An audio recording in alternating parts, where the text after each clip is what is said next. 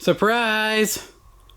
I wanted to try to show this off in a creative way, but it didn't work out. So, there it is. Surprise! I put a full-size lift in. I was tired of, I really like, let's pre-phase, I really like the Quick Jack. I had it for a long time. It never gave me trouble, but I was foolish to think I wouldn't want more height than that. It was okay sometimes. It was a nuisance other times. Being able to move it is incredible. Not losing this floor space is nice. But in reality, I was like, I do so much stuff like this and I end up using other people's lifts. It was time. So I sold one of my motorcycles and easily paid for this guy, and I got a cheap one, and I contemplated back and forth. I even contemplated having a group of guys install it because the prices weren't bad. And then after I talked to a lot of people, they were like, you know what, I have an expensive one and it leaks and I'm not happy. And I have friends who are like, I have a cheap one and it leaks, but at least I didn't pay anything for it. So I got a super cheap one. And this is not sponsored. I'm not sponsored by these people. I didn't call and ask for a discount or anything. I looked around in the area quite a bit. And I wasn't too happy. Some places were farther away. There's a place that a lot of people recommend around here. And it was like pulling teeth to get a lift from these guys or any information. He seemed like he did not want to talk or answer any questions at all. And I'm not I don't think I'm a super annoying person, but I was like, hey, so what lifts do you have in stock? Because I want to pick one up and install it immediately during the whole lockdown stuff. I would love to just install it right now. Like, pick it up from you, take it to my house, and install it. And he was like, well, I don't have these. And he was like wishy-washy. And then I'd ask about something and he would reply as if I wasn't choosing the correct product. And then I would ask, like, is that not a good idea? And he's like, well, I don't know what you're doing. And I was like, okay, dude. And eventually I was like, all right, I'm going to suck it up. I'm just going to get one of those lifts from those people. And this guy tried to send me a quote. He said he's going to send me a quote. After all this, he wouldn't give me very good pricing.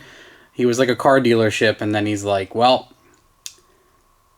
email me, and when I'm done doing, I don't know if he was in his warehouse or whatever. He might have been busy, he might have been having a bad day, whatever. But he was very hard to get through to. I gave him benefit of the doubt many times. Eventually, he's like, email me, and then he gave me verbally his email, and then I emailed him, and then a couple hours later, he's like, please see the quote for the lift you want. And that was it in the email. There was no quote. There was no PDF. There was no nothing. There was no text in there. And I was like, hey, I don't know. I mean, might have been a slip. Might have been someone's antivirus. I'm using Gmail. If you sent a PDF, I would have it. I didn't say that. I wasn't rude, surprisingly. I wanted my lift. And he's like, well, what? And then I email again. I'm like, hey, I don't have the quote. I didn't get anything. Is it in the body of the email or is there another email? And then he's like, yeah, you have to email. And I'm like, oh, Christ. So a few of those went back and forth. And I was like, listen, I don't have a quote from you. I still don't have a quote from you. I never received a quote in the original email. There was no attachment, nothing in the body of the email. And there was no additional emails from anybody else from you. Can you please help me out? I don't know what's happening. Just, did you attach the quote or not? Or what happened?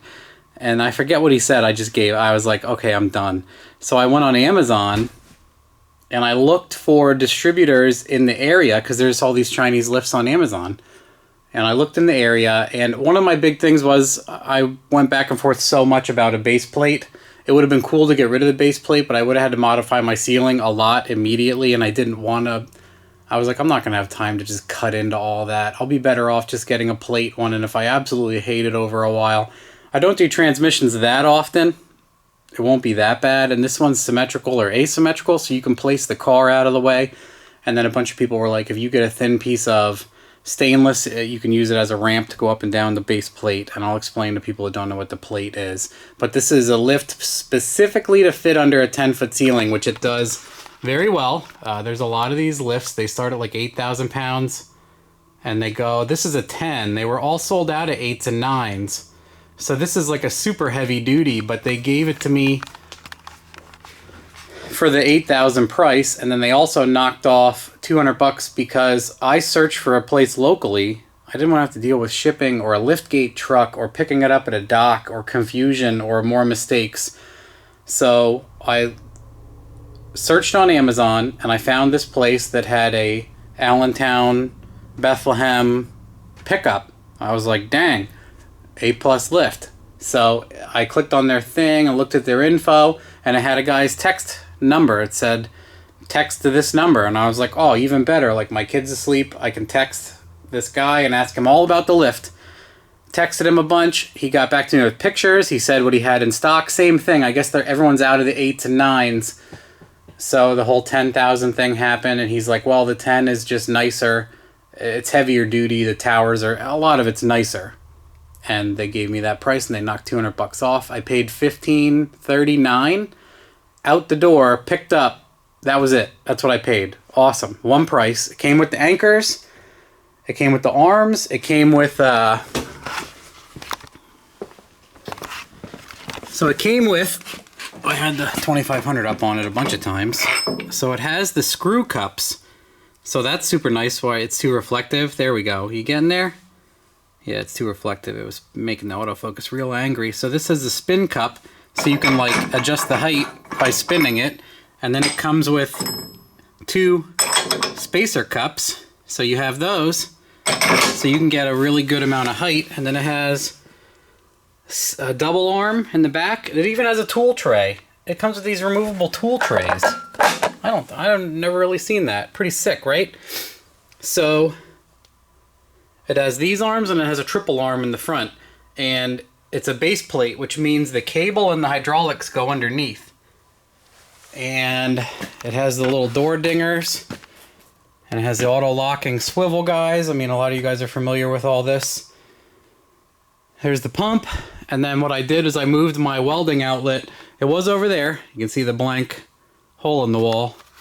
Wee-oo, right over there. So what I did was I put a switch on it and I put my welding outlet here, 220. So now I can more easily get the welder all over. You don't want to put a welding outlet in the middle because you'd have to plug it into the ceiling, or you'd have to put a post, and putting a post in takes up room. So immediately the lift becomes an accessory item. Oh yeah, I got rag down here. I forgot to put an O-ring on something. Totally my fault. We'll get to that. So other people said it's pretty smart to run a switch.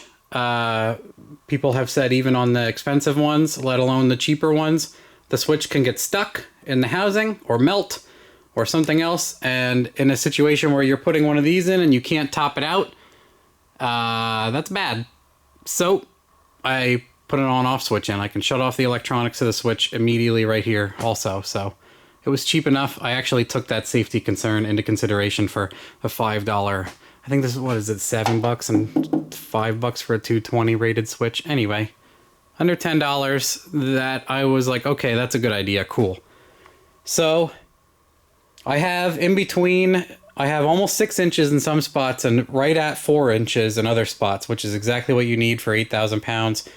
I won't lift anything that heavy, so I'm totally fine there. So some of the anchors are up higher because the floor is shorter in those spots. And then the other 6-inch ones are all the way down. Those are 6-inch anchors, so there's lots in the floor. 6 is way overkill for this. Everything else feels good. Everything seems good. I've put stuff on it for a while. It lifts nice. Everything's working great. I'm very happy with it. I forgot an O-ring when I first assembled it, and it was just peeing all over. That's what the stains on the floor are, the hydraulic fluid, which I have been purple powering, but I'm not going to, you know, it was like black. So I purple powered them a little bit. The floor is always going to be destroyed in here. Like, look where I work. So, you know, can't be too concerned with it. It's not perfect anyway. So, super happy with it right now. I haven't had it that long. It's only been a couple days, but already it's extremely nice. And then one of the things I did was my openers were that low or lower, so that was impeding my height. So what I did is I raised the tracks. So the tracks are up, and I gained like almost a foot on just by raising the openers. So I can show, maybe I'll show a picture of the 2500 up. I don't want to lift it now. I'm going to be all distracted. It's going to be noisy. The pump's like, so. But yeah, I finally put in a lift, an actual big boy lift. Well, some of you are going to be like, well, it's not a $4,000 rotary and it doesn't go 14 feet high and lift a box truck. Okay, guys, I know. Everyone's always better than everybody else. But I'm happy about this. So I'm happy about it for the price. Everything seems really good construction. It went together extremely easy. I plotted it out ahead of time. I measured everything. My ceiling is just at 10 feet or a little bit higher. So those posts are meant to fit right under 10 feet. As you can see, they do that very well. Everything else looks good. I haven't had any issues. I wasn't missing anything. Oh, what else? Installation went easy. Instructions are sparse, but I mean, really, if you're tackling this, watch a video if you're struggling. The instructions don't need to be crazy on this kind of thing. Get a friend that's done it before, but it wasn't bad to do at all. And I'm super happy. So far, the G, you can pick up like almost 5 feet in the air, a little bit over 5 feet. The frame rail is about 4 feet off the ground, as is, even with the openers there. So a 5,100-ish pound, 2,500 truck, 4 feet in the air is scary enough for me for a while, since it takes up so much of the garage bay. And then this whole thing is just taking up that much room up here. It's a little intimidating for me right now. So it's not like it's not like you're in a shop with big ceiling and the thing is up and you can get away from it. I'm like, well, okay, she's up there. So I brought this guy in to work on it, but I figured I would show off my 2-post base plate 10K A+ lift. Shout out to A+, not for hooking me up, not for sponsoring me, but just in general for not being super annoying, lazy, actually getting back to me, having photos, answering the phone, all of that stuff, being flexible, having a warehouse for pickup, making everything easy, being only 20 minutes away from my house.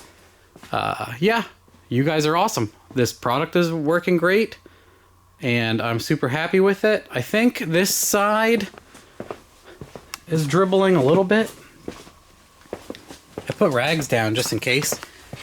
I think this side, there's like a tiny bit. There's like a little line in there. It's hard to see. It's really, like I said, I know they leak, and I know super expensive hydraulics leak, and I know cheap hydraulics leak. And it was just, I was like, well, do I want to tack $2,000 on and then have a potential leak and be very frustrated, or just have a small leak for $1,500 and be extremely happy? So yeah, a 10,000 pound lift.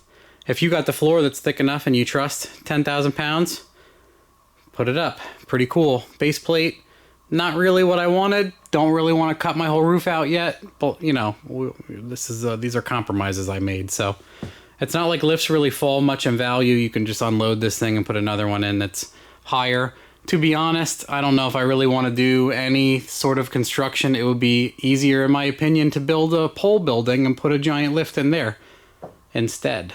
So, enough of that rambling. I hope you guys enjoy. I'm looking forward to using it for everything from now on. Initial, like a week or less than a week in, super, super happy. Extremely happy. All you guys know this stuff is a game changer. It makes it easy to work on things, makes you actually want to work on things.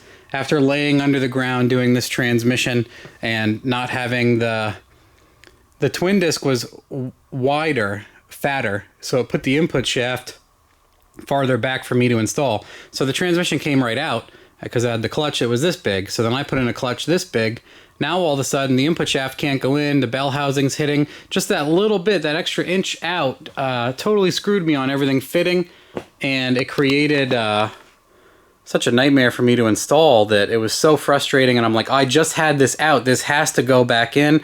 and I was just pissed. I'm sure you guys can identify. So I just beat myself up for like 2 hours under the car, on my shoulders, on my back, on my ribs, smashing this thing around in the air above my head, holding it with my knees.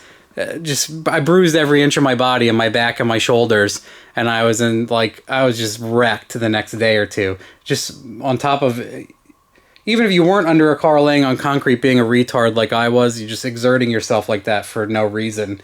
I'm like, it's not going in. You should stop. My brain's like, roar. Yeah, so that was how this episode went. And after that, I was like, that's it. I'm done. I'm done with the Quick Jack. It has been an awesome friend, but it would have been way easier if this thing was 4 or 5 feet off the ground. And I'm ready to make this move. I'll ditch a bike and do this. Don't ride the bikes anyway, so easy. And then, I sold the bike for way more than this lift, so pocketed all the cash. Have a lift. Double, triple, quadruple win. So, let me know what you guys think. Tell me how awful this brand is. Your friend has one that doesn't work at all. Your friend has one that works amazing. Let me know. Tips and tricks. I think I want to get the, I'm going to measure this. I think that all these lifts, am I making a gross incorrect statement by saying all these lift cups, this is the same? Are all these the same? I want to get like the truck frame one, like the big square that locks onto like the truck frame rail or a leaf spring or something like that. I think that's a good idea. I saw those. What else do you guys have for your lifts? I already got tool trays. You guys got tool trays? Any other tips for that stuff? I used the tool trays already. I readjusted my e-brake finally on my Kia after like 300,000 miles. And I put my lugs in the tool tray, and it was fantastic. It was very pleasing. It was cathartic. That's your $20 word for the day. So yeah, give me tips and tricks. Let me know if something happens with these, if you think they're great, but there's something I can replace ahead of time. Ideas, whatever. Other than that, we're just going to throw things in the air with it. That's all. Thanks. Enjoy your day. Bye.